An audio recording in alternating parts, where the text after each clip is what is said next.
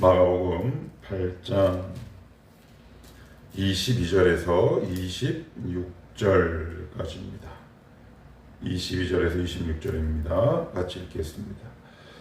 벳세다의 이름에 사람들이 맹인한 사람을 데리고 예수께 나와 손 대시기를 구하거늘 예수께서 맹인의 손을 붙잡으시고 마을 밖으로 데리고 나가사 눈에 침을 뱉으시며 그에게 안수하시고 무엇이 보이느냐 물으시니 쳐다보며 이르되 사람들이 보이나이다.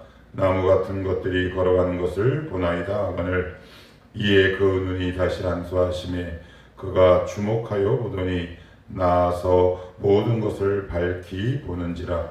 예수께서 그 사람을 집으로 보내시며 이르시되 마을에는 들어가지 말라 하시니라. 아멘. 오늘 본문은 되게 짧은 에피소드로 구성되어 있지만 짧은 내용에 반비례해서 되게 깊은 우리의 신앙의 모습들을 굉장히 자세하게 알려주고 있습니다. 오늘 본문을 이해하기 위해서는 어제 사건과 이어서 보셔야 합니다. 어제 14절 보시면 제자들이 떡 가져오기를 잊었다. 바리새인과 헤롯의 노력을 주의하라 그랬더니 그들은 주님이 떡 얘기하는구나 이렇게 이해하지. 어제 그래서 이렇게 말씀을 드렸습니다. 한 가지 사건에 한 가지 문제 그리고 내가 집중하는 그 어떤 곳에 나의 마음과 시선을 빼앗기면 주님의 음성이 그것에 모든 것이 연결돼서 들리기 시작할 뿐 아니라 말씀이 귀에 들리지 않는다 그랬습니다. 그래서 주님은 제자들에게 산 교육으로 귀머거리도 고치시고 이렇게 기적을 행하시는데 오늘도 그 연장선이다 이렇게 보시면 좋을 것 같습니다. 맹인한 사람입니다. 보지 못하는 사람입니다. 근데 22절에 맹인한 사람을 사람들이 데리고 왔다라고 기록합니다. 아마 사람들이 손을 잡고 데리고 예수께 나와서 무엇을 구했냐 하면 고쳐주시옵소서라고 기도한 게 아닙니다. 간구한 게 아니고 부탁한 게 아니에요. 손을 한번 대주십시오 라고 얘기를 했어요. 그랬더니 주님은 그거보다 훨씬 더 풍성한 은혜를 베푸십니다. 23절에 보시면 예수께서 맹인의 손을 붙잡으시고 첫 번째 친밀한 접촉이 있었습니다. 그들은 그저 손만 대시기를 부탁하기 위해 예수님께 데리고 왔는데 예수님은 그의 손을 잡으시고 마을 밖으로 데리고 나가셨다라고 얘기합니다. 왜 마을 밖으로 데리고 나가셨을까요? 중요한 이유가 있습니다. 두 가지 이유인데 하나는 그를 전인격적 하나의 영혼으로 보시기 때문에 그렇습니다. 군중 가운데 한 사람으로 보는 것이 아니라 1대1로 굉장히 친밀하게 그를 대하고 계십니다. 그리고 두 번째는 26절과 연결되어 있는데 26절에 보시면 예수께서 그 사람을 집으로 보내시며 이르시되 마을에는 들어가지 말라 하시니라. 마을에는 들어가지 말라라고 말씀합니다. 그럼 어디로 가야 합니까? 이건 단순히 마을로 돌아가지 말라라는 의미가 아니라 두 번째 중요한 의미가 있습니다. 벳세다는 나중에 주님께서 굉장히 저주를 선포한 곳입니다. 왜냐하면 수많은 기적, 표적, 기사를 행했음에도 불구하고 예수님을 믿지 않고 나의 필요로만 채우는 나의 필요를 채우고 내가 뭔가를 요구할 때만 들어주는 단순한 선지자 혹은 기적 그 정도밖에 생각하지 않았어요. 예수를 메시아로 인정하지 않았습니다. 그래서 주님은 각별히 주의를 요구하고 계십니다. 뭘요? 나는 단순히 너를 고쳐주는 존재가 아니다. 그래서 마을 안으로 들어가 예수님이 나 고쳤어. 그렇게 신통방통하네 라는 가십거리로 전락시키지 않기 위해 그를 마을 안으로 돌아가지 말라라고 말씀하시는데 이어서 내용을 계속 보시면 마을 밖으로 데리고 나가서 눈에 침을 뱉으시며 그에게 안수하시고 무엇이 보이느냐 물으시니 24절은요. 쳐다보며 이르되 사람들이 보이나이다. 나무 같은 것들이 걸어가는 것을 보나이다. 그래요. 나무 같은 것들, 사람들이 보이는데 나무처럼 보입니다. 그러니까 정확하게 안 보이는 거예요. 정확하게 보이지 않습니다. 교회 맨 처음 나오면 이게 이제 믿음의 발전 단계가 있는데 무슨 소리인지 귀에 전혀 들어오지 않습니다. 그들이 나누는 문화가 어색하고, 그리고 그들이 하는 모든 문화가 어색하고, 그리고 쓰는 용어도 어색합니다. 근데 거기서 한 걸음 더 나아가면 뭔가 할 것도 같은데 자세하게 느껴지지 않습니다. 여러분, 신앙이 그렇습니다. 뭔가를 보긴 보는데 희미하게 보이기 시작해요. 근데 그 희미한 게 꼭 사람들이 나무 같은 것들이 걸어가는 것처럼 보인답니다. 이게 이제 거기서 멈추시면 안 됩니다. 여러분, 거기서 멈추시면 안 됩니다. 더 밝히 보셔야 합니다. 아직 완전히 나은 것이 아닙니다.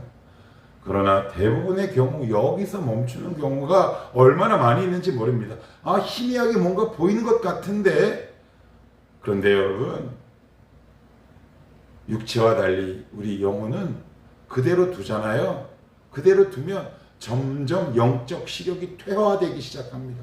점점 보이지 않게 됩니다. 그래서 결국 까막눈이 되고 다시 신앙의 맹인으로 돌아갈 수밖에 없습니다. 여러분, 우리 주변에 얼마나 많이 있습니까? 때로는 제자 훈련, 때로는 이런저런 훈련, 때로는 은혜를 받고 뭔가가 희미하게 보인다라고 생각했는데 그 이후부터 주인과의 친밀한 인격적인 관계가 단절되다 보니까 희미해져 보였던 것까지 지금은 보이지 않게 됩니다. 그러면 어떤 현상이 우리 가운데 발생할까요? 아주 쉽습니다. 그 문제를 보지 못하는 겁니다. 그 문제의 본질을 꿰뚫지 못해요. 그래서 엉뚱한 문제를 붙들고 우리는 늘 헤매고 고민하고 화내고 짜증내고 분내고 원망하기 시작합니다. 꼭 기억하셔야 합니다. 지금 나의 영적 시력은 퇴화되고 있는지, 지금은 뭔가 보이는데 희미한 것들이 보이는지, 답답해, 조금 더 알고 싶다라는 생각 들지 않으십니까? 그러면 어떻게 우리 주님이 하시느냐? 25절입니다. 이에 그 눈이 다시 안수하심에. 그래요. 우리가 보통 어른들 기도 내용에 이런 내용을 많이 합니다. 저도 금요기도 예전에 인도할 때 이렇게 기도 많이 했습니다. 하나님, 오늘도 주의 손으로 안수하여 주시고 라고 기도합니다. 여러분, 주님이 이렇게 안수를 합니까? 몸이 안 계시고 우리와 함께 안 계시고 성령만 계시는데 주님이 어떻게 안수할 수 있겠습니까? 안수는 뭔가요? 신체적인 접촉이잖아요. 접촉은 뭐예요? 친밀감이죠. 성령을 통해 주님과 오늘도 날마다 친밀히 교제하는 작업이 계속 쌓이다 보면 우리의 영적 안목이 이렇게 열리게 된다라고 얘기합니다. 여기까지 가셔야 합니다. 아니, 사람이 나무처럼 보이는데 그게 정상적인 시력입니까? 더 잘하셔야죠. 사람을 사람으로 보고 나무를 나무로 보고 하나님을 하나님으로 봐야 비로소 내 믿음이 성장한 거 아닙니까? 지금 나의 영적 시력은 어디에 머물러 있나요? 세 단계일 겁니다. 아무것도 안 보이거나 아무것도 안 들리고, 조금 보이고 들리는데 이게 뭔가? 거기서 조금 더 가셔야죠. 이게 이 뜻이구나. 눈으로 보는 현상을 보며 이게 이런 의미를 담고 있구나. 이 문제의 핵심은 이거구나 라는 것을 우리가 알아야 하지 않겠습니까? 나는 지금 어느 자리에 머물러 있습니까? 하나님의 말씀이 전혀 들리지 않습니까? 어떤 현상을 보고 저거 돈 문제구나, 사람 문제구나, 그 단계에 머물러 있으십니까? 그러면 다시 주님과 친밀히 관계를 맺는 그 작업을 우리는 회복해야 합니다. 그랬더니 뭐라고 말씀하시냐면 25절, 이에 그 눈이 다시 안수하심에 그가 주목하여 보더니 나아서 모든 것을 어떻게 해요? 밝히 봤다. 또렷이 봤다라고 얘기합니다. 또렷이 봤습니다. 사람을 사람으로, 땅은 땅으로, 흙은 흙으로, 나무는 나무로 본 겁니다. 우리의 시력이 회복되어야 될 이유가 바로 여기에 있습니다.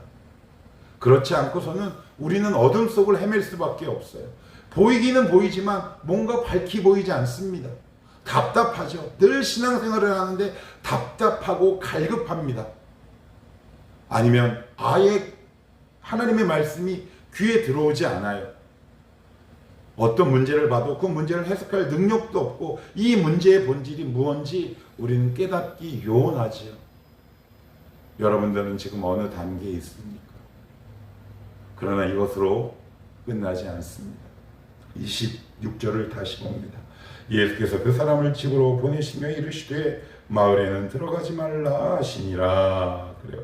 이제 눈이 떠졌어요. 밝히 봤어요. 그럼 무엇을 보는 걸까요? 왜 마을로 가지 말라고요? 나는 단순히 너의 필요를 채우는 자, 너의 육체 아픔을 고치는 자로 제한해서는 안 된다. 내가 바로 메시아다. 여기까지 가야 합니다. 내 하나님입니다. 그래서 여러분 그 다음 에피소드에 무슨 내용이 나오냐면 베드로의 신앙 고백이 나옵니다. 여기까지 가셔야 합니다. 아, 나의 하나님이십니다. 나의 메시아입니다. 나의 메시아. 내 필요가 채워지지 않아도, 내 문제가 지금 당장 해결되지 않아도 그분을 하나님답게 섬기는 것, 여기까지 가는 것, 그것이 바로 주님이 우리의 눈을 열어주신 이유이기도 합니다. 저를 비롯한 다수의 신앙인들은 그저 이 이야기하기 바쁩니다. 아, 하나님이 이 문제 해결해 주셨어. 하나님이 나 고쳐주셨다. 하나님이 내 물질을 채워주셨어. 그래서요. 그 다음은요. 정말 주님을 주님답게 우리가 고백하는 단계와 수준으로 가야 하지 않겠습니까? 하나님을 하나님답게 섬기고 주님을 주님답게 섬기는 그 자리로 가는 것, 그것이 바로 주님께서 행하신 치유의 본질이다 라고 성경은 말하고 있습니다. 오늘도 우리의 눈이 활짝 열리기를 축복합니다. 그 열린 눈으로 주님을 주님답게 바라볼 줄 아는 정말 영적 안목이 우리 가운데 떠졌으면 좋겠습니다. 기도합시다.